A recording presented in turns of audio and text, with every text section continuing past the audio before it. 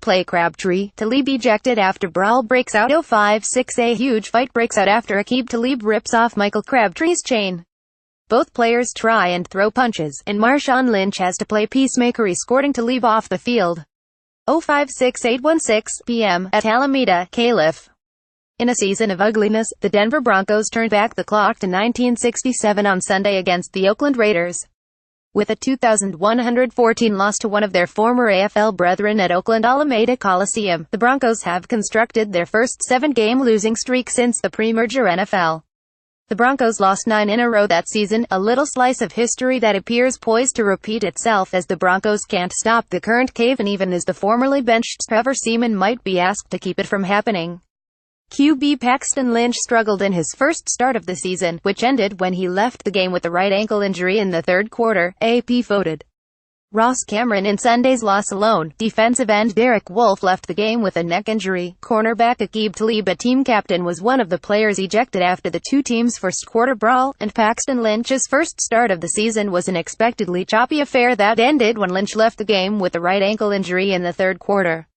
What happened to Lynch was not a mystery. The Broncos have struggled to protect any and all of their quarterbacks for the entire season, especially when they are behind and forced to play out of a 3-wide receiver set. They trailed 70 midway through the second quarter, 140 late in the first half, and 210 with 6 minutes, 22 seconds left in the third quarter.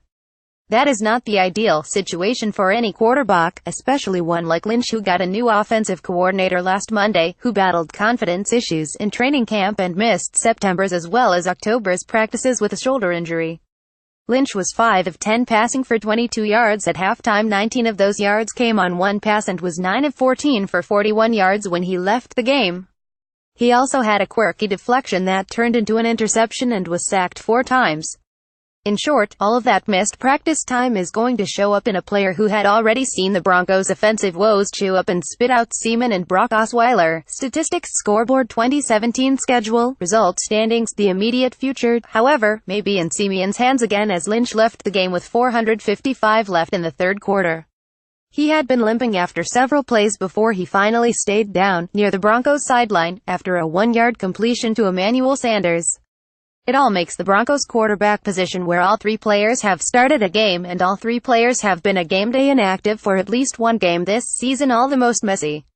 The Broncos have had scouts at many college games to marquee QBs like Sam Darnold, Josh Rosen, Josh Allen, and Baker Mayfield. So depending on who is on the board by the time April rolls around, the Broncos will have the information they need to make a decision. And given they are in the process of playing themselves to one of the prime spots in the draft order, the kind of spot they haven't had since they took Von Miller with a number 2 pick in 2011, the Broncos may have their best opportunity to take a quarterback at the top of the board since 11. They traded up to get Lynch in the first round of the 2016 draft, and Lynch's transition from Memphis spread offense to what the NFL demands he do from the pocket has been difficult. It won't get any easier if Lynch's ankle allows him to get back behind center down the stretch in a lost season. Seaman, for his part, has made it clear that despite getting benched earlier this season and even being a game day inactive last week against the Cincinnati Bengals, he's the Broncos' best option at quarterback, delivering 2 fourth-quarter 2-count drives on Sunday. In the end, those 2-count drives, or the fact the Broncos' defense couldn't get the third down stop in the final minutes that would have given them a last hope, or the fact the Broncos lost by a 2-count to a team without its top 2 receivers and a team that had fired its own defensive coordinator this past week, the didn't matter much. The Broncos still have a total list that just keeps growing every week. And quarterback will be at the top of it.